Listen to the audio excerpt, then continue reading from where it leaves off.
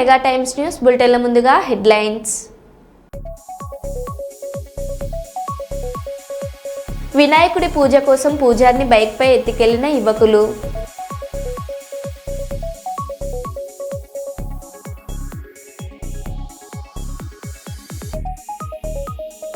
విశాఖపట్నంలో జనసేన పార్టీ అధ్యక్షులు శ్రీ పవన్ కళ్యాణ్ గారి నేతృత్వంలో ప్రారంభమైన జనసేన లెజిస్లేటివ్ పార్టీ సమావేశం.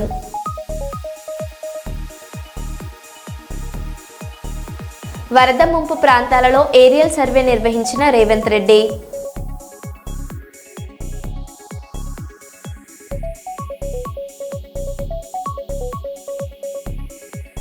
రియల్ హీరో బండి సంజయ్ నర్మల గ్రామస్తుల ప్రాణాలను కాపాడంటూ కొనియాడుతున్న ప్రజలు.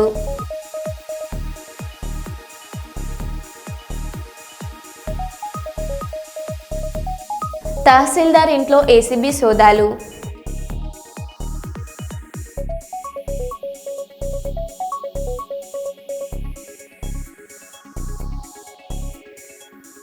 ఇక వివరాల్లోకి వెళ్తే, కర్నూలు స్థానిక ఎన్ఆర్పేట భాష్యం స్కూల్లో నేషనల్ స్పోర్ట్స్ డేని ఘనంగా నిర్వహించారు.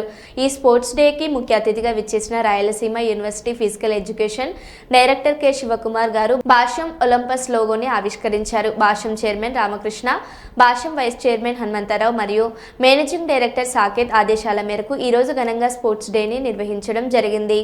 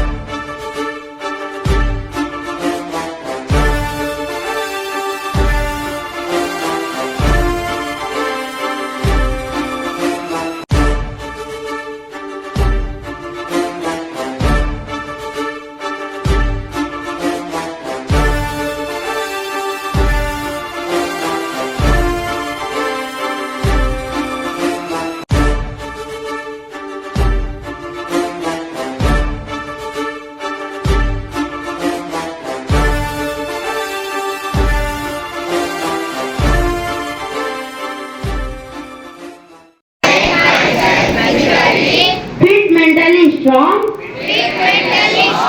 and emotionally balanced. I encourage my family and my friends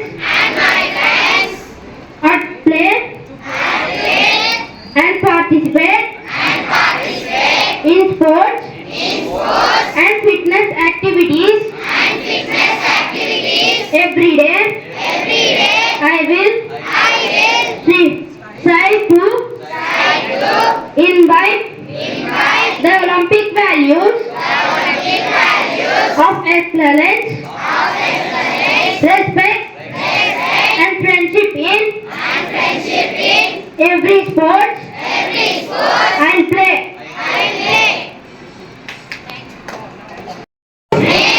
శారీరకంగా, ఆరోగ్యంగా, మానసికంగా, బలంగా, భావోద్వేగపరంగా,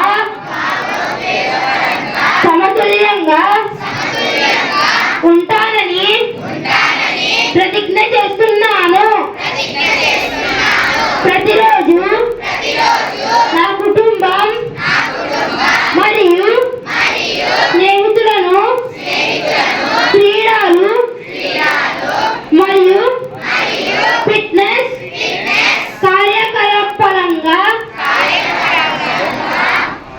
ఆడతానని మరియు పాల్గొనడానికి నేను ప్రోత్సహిస్తాను.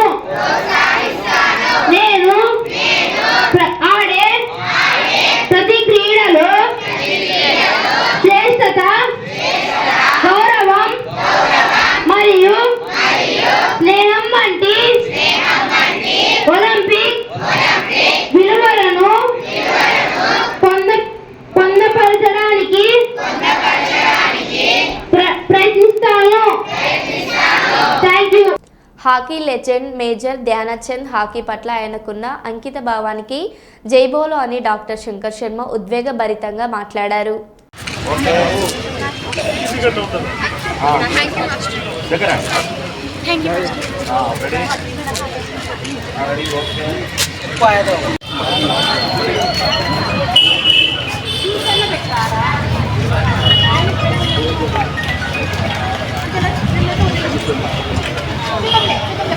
హలో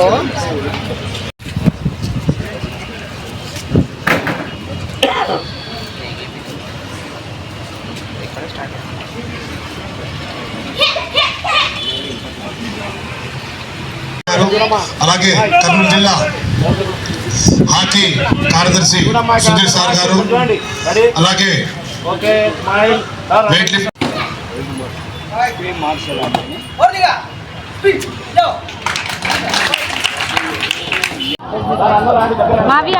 రైట్ హ్యాండ్ సైడ్ శిక్షకులు నబీ సాహిబ్ గారు వీళ్ళకి శిక్షణ ఇస్తున్నారు. గారు నెట్బాల్ అసోసియేషన్ ప్రెసిడెంట్, అలాగే నెట్బాల్ అసోసియేషన్ చైర్మన్ అయినటువంటి దేశ్ సార్ గారు, అలాగే మా గంగా సార్ గారు షార్ట్ బాల్ పితామహుడు కర్నూలు జిల్లా, అలాగే వెయిట్ లిఫ్టింగ్ పాప సెక్రటరీ, అలాగే మన చూపేయండి మా మెడల్స్ అంతా, చూపేయండి మెడల్స్.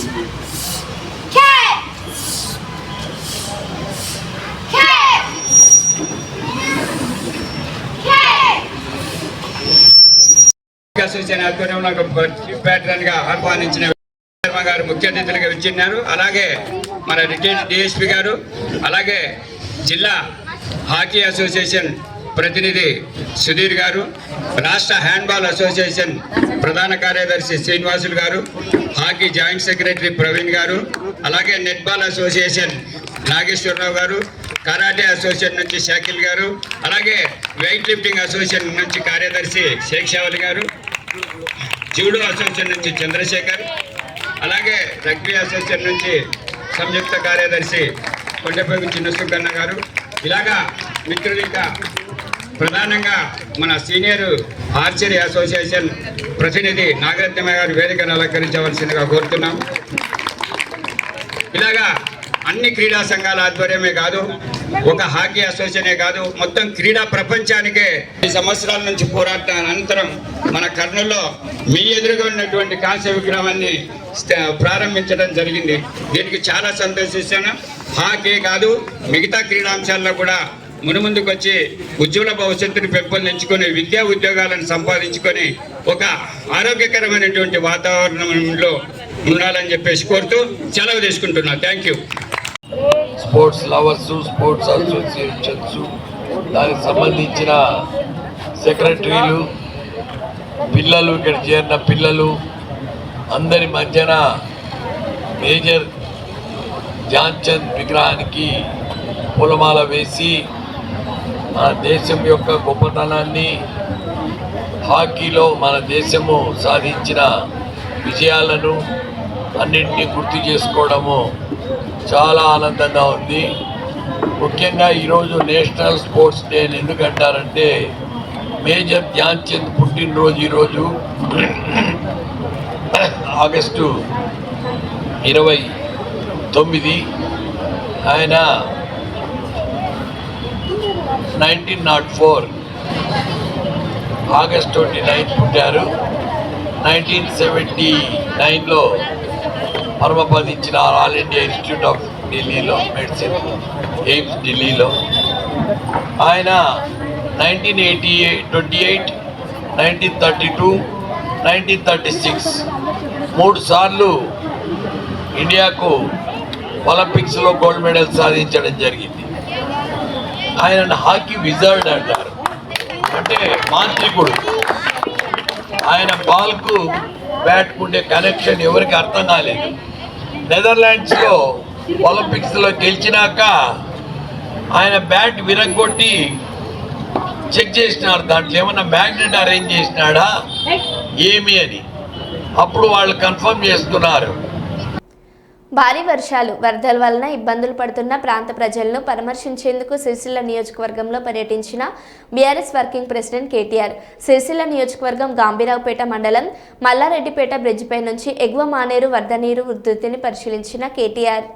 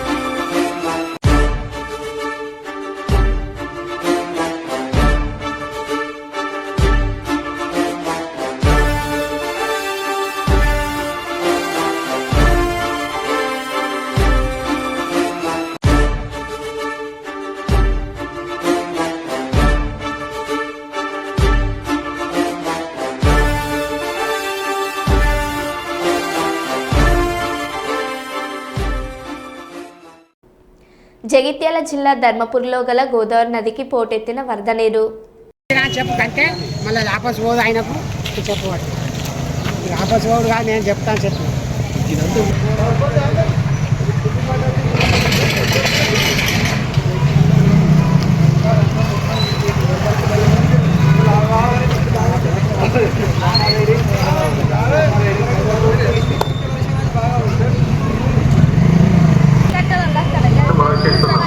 భూషణ వికాస శ్రీ ధర్మపురి నివాసం దుష్ట సంహార నరసింహ దుష్ట దూర గ్రామస్తులతో మహోచేయగా గోదావరి నదిలోకి కడం ప్రాజెక్టు నుండి అధిక మొత్తంలో నీరు వదిలినారు. కావున గోదావరిలో స్నానమాచరించే భక్తులు కానీ గ్రామస్తులు కానీ అత్యంత జాగ్రత్తగా ఉండాలని కోరుతున్నాము. ముఖ్యంగా గోదావరి నదిలో సుగాలి ప్రీతి విషయంలో అందరూ ఆలోచించవలసిన విషయం ఏమిటంటే, ఎవరైతే మనకి సహాయపడతారో, ఎవరైతే మనకు చేయూత ఇస్తారో వారిని మళ్ళీ ఏమి చేయలేదని, ఏమీ పట్టించుకోలేదని చెప్పేసి నోటికి వచ్చింది మాట్లాడడం ఎంత బాధాకరమో తెలుసా? నిజంగా పళ్ళు ఉన్న చెట్టుకు రాళ్ళు వేస్తారు, అది నిజమే. సుగాలి ప్రీతికి న్యాయం జరగాలి అని పోరాటం చేసి నిలబడింది ఒక పవన్ కళ్యాణ్ గారే. గతంలో సుగాలి ప్రీతి కేసు విషయంలో ఏ ఒక్కరు ఈ కేసు కోసం ఎవరూ మాట్లాడలేదు. ధైర్యం చేయలేని వాళ్ళు కూడా ఈరోజు పవన్ కళ్యాణ్ గారిని విమర్శిస్తున్నారంటే చాలా విడ్డూరంగా ఉంది. ఈ విషయంలో పవన్ కళ్యాణ్ గారిని తిట్టడం నిజంగా చాలా బాధాకరంగా కూడా ఉంటుంది. గత ప్రభుత్వం 2019, 2024లో ఒక ప్రభుత్వం మీద, అప్పుడు ముఖ్యమంత్రి మీద మాట్లాడటానికి అసలు ఎవరికైనా ధైర్యం ఉందా? ఒక ముఖ్యమంత్రిని అరెస్ట్ ఒక మాజీ ముఖ్యమంత్రిని ఆ టైంలో అరెస్ట్ చేస్తే రావడానికి ఎవరు లేరు రోడ్ల మీద. అలాంటి పరిస్థితుల్లో ఓడిపోయి 2 చోట్ల ఓడిపోయి ఉన్న ఒక ఎమ్మెల్యే వాళ్ళ పార్టీకి వెళ్ళిపోతే ఏ మానసిక స్థైర్యం, ఏ ధైర్యం, ఏది ఉంటుంది చెప్పండి ఎవరికైనా? మరి అలాంటి సమయంలో నేను ఒక తల్లి పడ్డ వేదన తీసుకున్నా. నాకే సరదాన 2 లక్షల మంది జనం మధ్యలో నడుచుకుంటూ వెళ్ళి ఆ సమస్యను హైలైట్ చేసి వాళ్ళు సిబిఐకి ఇచ్చారు. సిబిఐకి ఇస్తే మన ఇంటర్నల్ పేపర్ వర్క్ మనకి ఎలా తెలుస్తుంది? ఇంటర్నల్ పేపర్ వర్క్ వాళ్ళు ఇస్తే వాళ్ళు ఏంటంటే జీవో రిలీజ్ చేశారు. మా దగ్గర నుంచి వెళ్ళింది కానీ ఎక్కడికి వెళ్ళాలో అక్కడి నుంచి ప్రొసీడ్ చేయాలి, అక్కడ ఆపేశారు. హోంశాఖ నుంచి వెళ్ళింది సెక్రటేరియట్లో ఎక్కడో ఇంక నెక్స్ట్ ఫైల్ ఢిల్లీకి వెళ్ళాల్సిన అక్కడ ఆపేశారు. మేము హోంమంత్రికి మేము సిబిఐకి పంపించేసాం అంటే లెటర్ చేశారు, లాక్ చేసి లాకర్లో పెట్టారు. ఇది జరిగింది. ఈ ప్రాసెస్లో ఏం చేశారు, వాళ్ళకి ఈ కేసు కొంచెం సెన్సిటివ్ కేసు కాబట్టి మీకు చెప్తాను. సుగాలి ప్రీతి నేను ఎందుకు కొంచెం సున్నితంగా మాట్లాడాలి ఇది విషయం ఏదంటే, మీకు ఒక అన్యాయం జరిగినప్పుడు, ఎవరికైనా ఒక అన్యాయం జరిగినప్పుడు మనం ఏం చేస్తామంటే, నాకు ఆ వ్యక్తికి శిక్ష పడాలి, ఇంకింతే ఉండాలి. వాళ్ళు ఏం చెప్తున్నారంటే ఎవరైతే ఈ వెనకున్నారో మరి గవర్నమెంట్ ద్వారా వచ్చారు గత ప్రభుత్వం ఎలా వచ్చారో వాళ్ళు ఏం చేశారంటే మనం పెట్టిన ఒత్తిడి ఆ రోజు 2 లక్షల మంది మనం జనంతో తీసుకెళ్ళి అది నేషన్ వైడ్ ఇష్యూ అయ్యేటప్పటికి వాళ్ళు చేసింది ఏంటంటే మనం చేసిన పోరాటం వల్లే ఎస్సీ ఎస్టీ అట్రాసిటీ కేసు బాధితులకు చట్ట ప్రకారం ఇచ్చే ప్రయోజనాలు పరిహారాలు వారి కుటుంబానికి దక్కాయి. కర్నూలు రూరల్ మండలం దిన్నెదేవరపాడులో 5 ఎకరాల వ్యవసాయ భూమిని కేటాయింపబడింది. ఆ గ్రామం కర్నూలు నగరానికి 9 కిలోమీటర్ల దూరం. సో అందుకని మేము బీయింగ్ లీడర్ని చాలా సెన్సిటివ్గా మాట్లాడాలి. మరీ నేను మిగతా వాళ్ళు గబుక్కుని మాట్లాడేసి గత ప్రభుత్వ నాయకులు మాట్లాడేసి వెళ్ళిపోవచ్చు, ఈజీ అది. కానీ నేను అలా మాట్లాడకూడదు. దట్టు నేను ఇప్పుడు డిప్యూటీ సీఎం పదవిలో ఉన్నాను కాబట్టి నేను చాలా ఒళ్ళు దగ్గర పెట్టుకుని మాట్లాడాలి. అందుకని ఇవన్నీ మీరు ఒక్కసారి దీంట్లో కూడా ఆ పాపకి న్యాయం జరగాలి, దోషులుంటే శిక్షింపబడాలి, దాంట్లో అసలు ఎప్పుడు లేదు. కానీ ఇలా ఒత్తిడి పెట్టాల్సిన వారికి కూడా నా విన్నపం ఏంటంటే మీరు అసలు ఈ కేసు ఎవరి వల్ల బయటకు వచ్చింది మీరు చెప్పండి.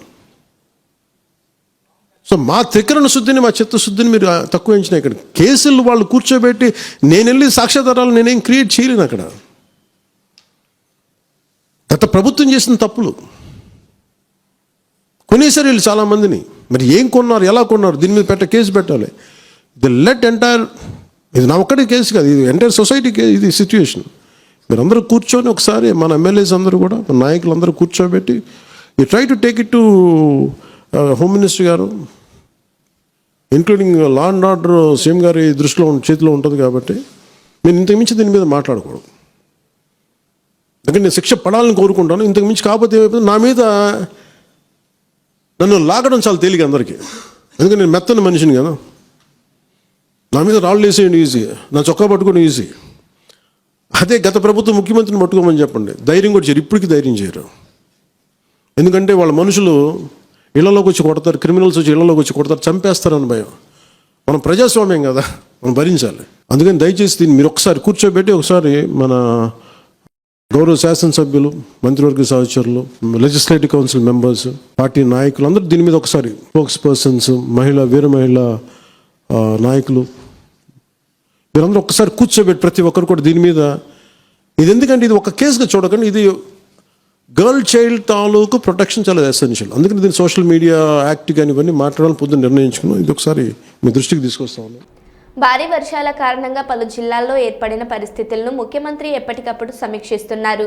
గత 2 రోజులుగా ప్రభుత్వ అధికార యంత్రాంగం వరదల్లో చిక్కుకున్న వారిని క్షేమంగా సురక్షిత ప్రాంతాలకు తరలించే పనిలో ఉంది.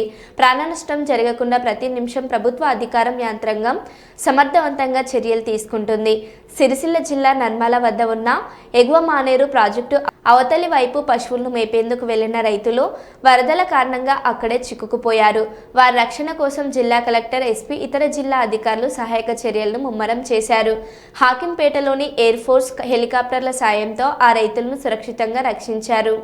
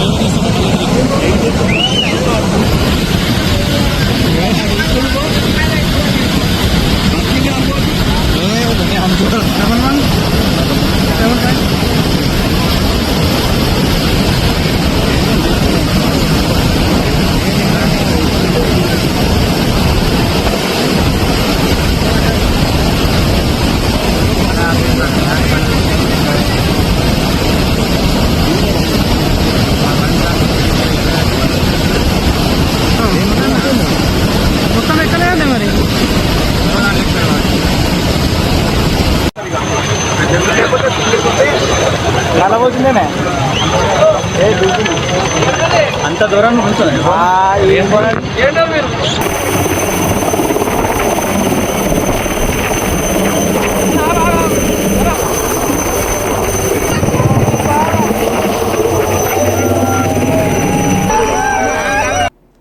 టీజీ వెంకటేష్ సహకారం ప్రజలకు ఎల్లవేళలా ఉంటుంది.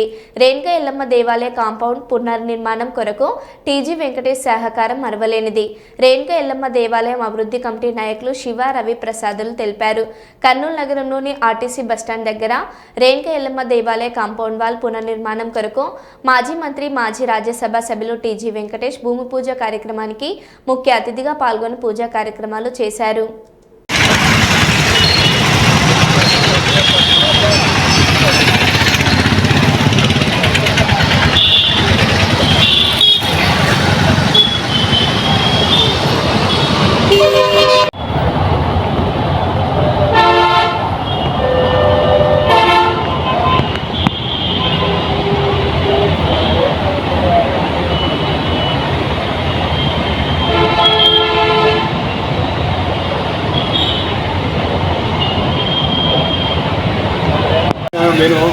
Okay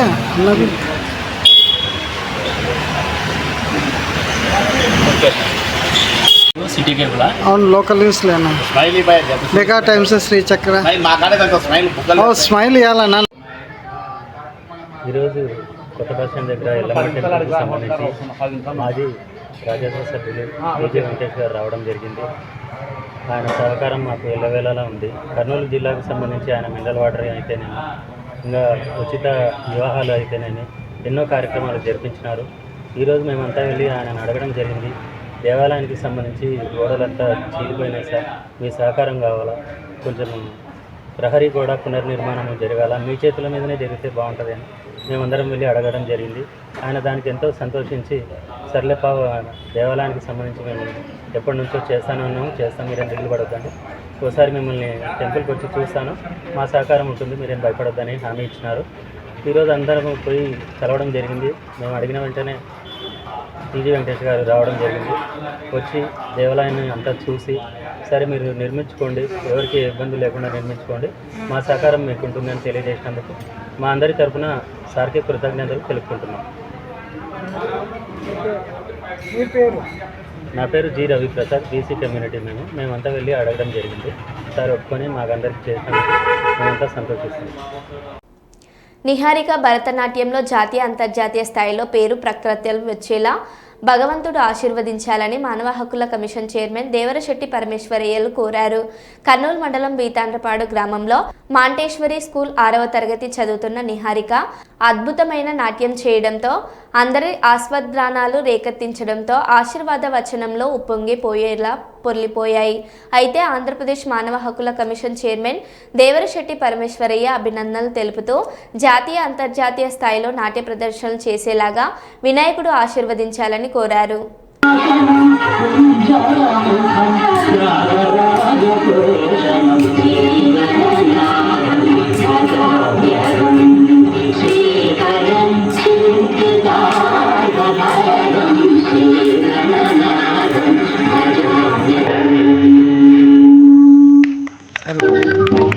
very good.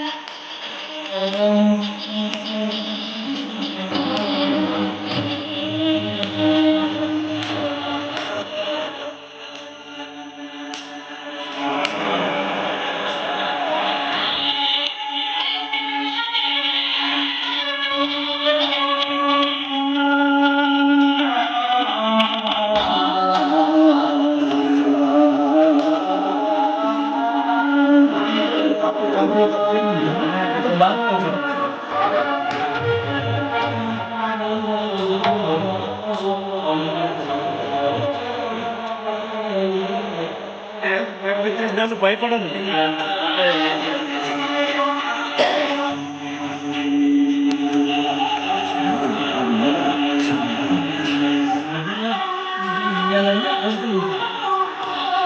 అయితే నలుగురు కింద ఎత్తుతారా?